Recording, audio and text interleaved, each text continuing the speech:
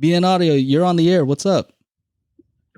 What's up, guys? I heard you got a little show going on with the 12-volt talk guys, and I wanted to call in. And I've actually watched some of Joe and Tel's videos on some reviews in the past. Yeah. So I wanted Joe's opinion on bookshelf speakers under $200. Bookshelf speakers under $200. Well, I do have that that speaker leaderboard where I ranked all of the speakers that I've ever reviewed, and that's something that a lot of people are scared to do because they, a lot of times the reviewers are all about like everything's great, but I kind of wanted to put myself on the spot and say, hey, which one's better than what at what price point, right? And so you can check that out. It's on all my videos. If you scroll down in the description, it says speaker leaderboard, and then you'll see a link. Those are Amazon affiliate links. So if you buy something, get a commission, but check it out. You can see 200 and under. I don't know what's up there right now. Let me take a look here. You guys mess with bookshelf speakers at all? Derek, Joe, Rob? Joe, while you're looking, I just wanted to give you an extra shout out about that speaker leaderboard because that's a really great idea. We should be doing that on the car audio side too. Super helpful, and it's fun for me to watch when you do a review on a product and you try to decide where it's going to fit. Oh, because you're like, oh, it's a little better than this one. No, maybe not as good as that one. But that's half the fun for me is watching you try to decide where it fits in on your chart. It's tough, man. It's tough sometimes because, sometimes it's good at one thing, not so good at another thing. And so a lot of times people want to hold me to things too. Like, hey, you said this one's above this one on 200, but in the other section, it's below it. Yeah. This is more, just kind of a guideline, but under $200, I have the FS52 towers, Mica RB42s that are $149, Yamaha S803s. The Fluonts are powered. So if you don't have an app, those are a good way to go. Yeah. That's where, check those out. So have you touched the Audio Engine, any of those yet? Audio Engine, I have not, but I hear some good things about them.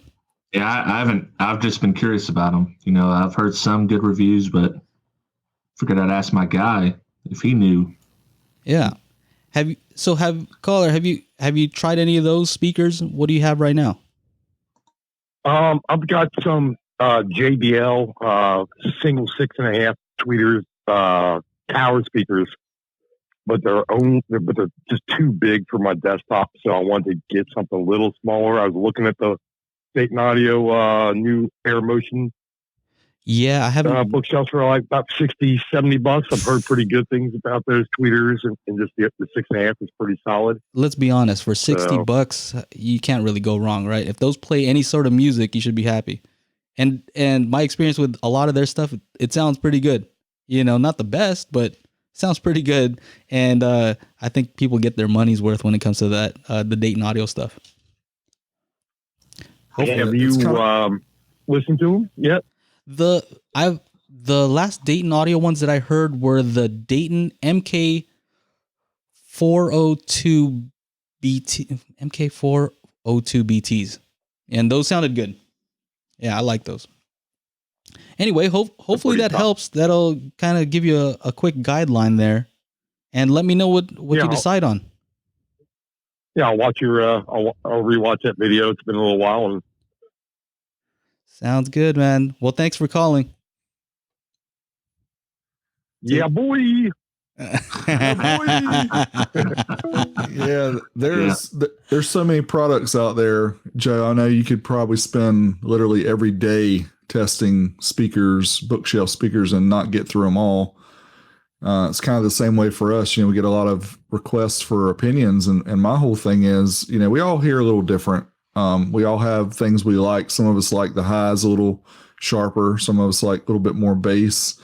But yeah, there's the thing about it that people need to realize is going from nothing to something is a huge step, right? So then when you go from this to the next step, it's not quite as far.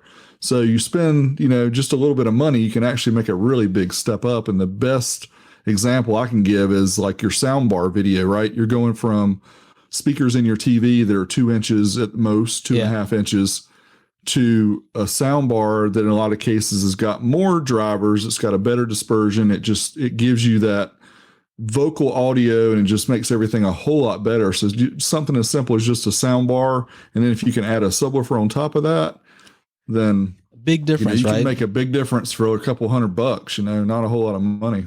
Yeah. From laptop speakers to any powered speakers are going to be an upgrade. So that's what I'm trying to tell people. Like get something, don't stress out too much as far as what's the best. Get something, right? It might not be the best. Get what you can afford, right? And for the most part, you're not going to get something that's terrible.